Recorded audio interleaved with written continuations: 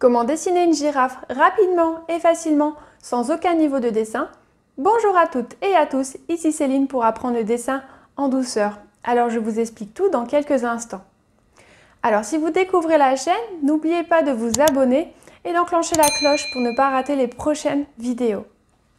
Alors maintenant je vais vous parler du modèle du défi 30 jours pour apprendre le dessin.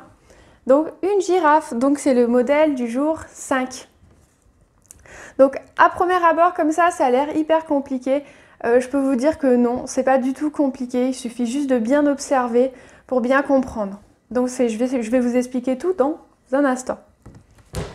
Donc en fait pour dessiner cette girafe, j'ai pris un modèle que j'ai sélectionné, je l'ai visualisé pendant quelques instants et j'ai pris le temps de l'analyser. Parce qu'en l'analysant, c'est beaucoup plus facile de se repérer, donc c'est une phase que beaucoup de débutants oublient de faire. En fait, c'est vraiment important de se repérer avant de commencer. Donc en fait, on va travailler avec les formes géométriques et le vide tout autour. Alors on oublie souvent de travailler avec le vide en fait, parce que le vide, ça nous permet de mieux se visualiser, mieux centrer notre dessin sur notre feuille. Alors c'est parti pour les explications et astuces. Donc si on regarde bien notre tête de girafe, c'est vrai que c'est pas le flagrant comme ça, mais en fait on voit une forme triangulaire. Donc en fait, ici, jusque là, on a un triangle à l'envers. Donc on peut même observer un triangle ici, au niveau des oreilles, et un deuxième triangle qu'on peut remonter un petit peu plus haut. Et en fait, avec cette base, on pourra déjà se repérer sur notre feuille. Donc en fait, on va regarder les zones de vide qui se situent là, là et aussi en bas. On va pouvoir tracer notre triangle. Donc en faisant ça, on va tout de suite pouvoir mettre les bonnes proportions au bon endroit. Parce que si on commence par exemple par son œil, qu'est-ce qui va risquer? C'est que son œil va ne pas forcément être dans le bon axe par rapport au deuxième œil. Il va peut-être se situer un peu trop à droite ou un peu trop à gauche. Pareil pour son bout de nez.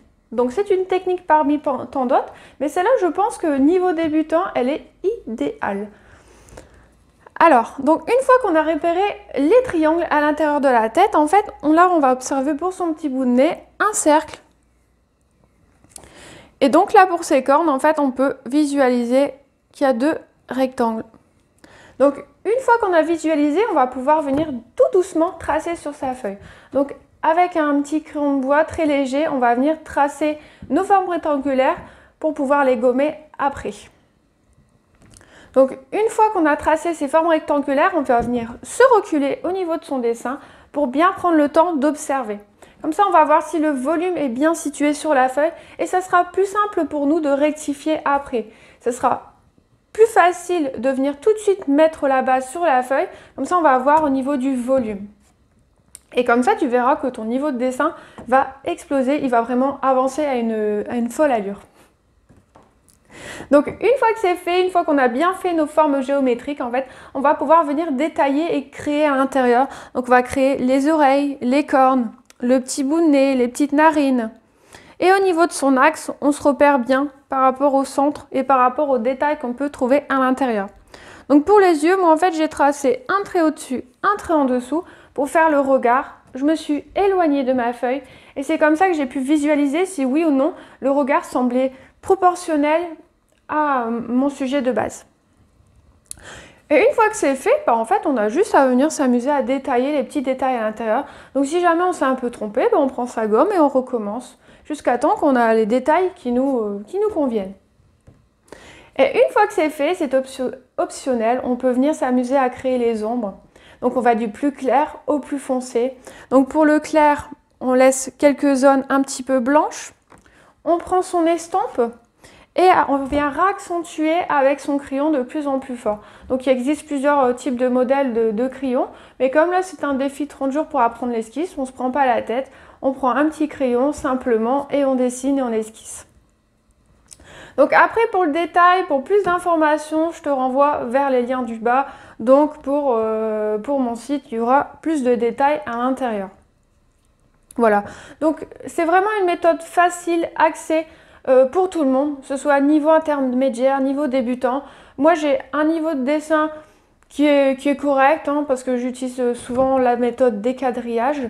Et là, pour les esquisses à main levée comme ça, moi je suis plutôt très contente de cette technique que j'ai apprivoisée. Donc pour le 5e jour, je trouve que faire une girafe sans quadrillage à main levée, je trouve que c'est quand même correct. Après, il y a toujours possibilité de faire mieux, mais je pense que dans le dessin, on ne sera jamais satisfait à 100%. Voilà. Donc, si tu souhaites aller encore plus loin, j'ai un guide offert sur le pastel sec pour apprendre à reconnaître le bon matériel de base, pour faire des économies aussi, parce qu'au début, on a tendance un petit peu à pas trop savoir et acheter un peu tout et n'importe quoi en matériel. Donc là, je t'ai fait un guide offert gratuitement où je t'explique le matériel pour débuter, que j'ai testé moi-même et que je continue encore à tester, plus 1 heure de cours gratuit pour tester ce qui est marqué dans le guide. Voilà. Donc si tu as aimé la vidéo, n'oublie pas de la liker, de la partager sur tes réseaux sociaux. Et je te dis à demain pour la suite du défi et bon dessin!